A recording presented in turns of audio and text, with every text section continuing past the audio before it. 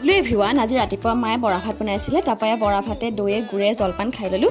খাই বৈ লোৱাৰ পিছত আকৌ আজি বহুদিনৰ মূৰত আমাৰ মামাৰ ছোৱালী বায়ে আমাক মাতি আছিলে। তাকে আজি সিহঁতৰ ঘৰত বুলি ওলালোঁ।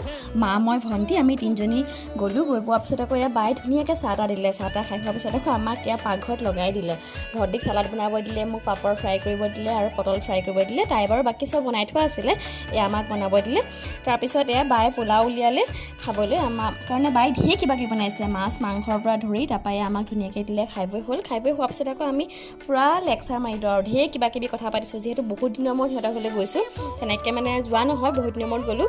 তাৰপৰা দেখিছে নহয় ভাগিনজনী কিমান ফূৰ্তি, তাই একদম কি কৰোঁ কি নকৰোঁ আৰু।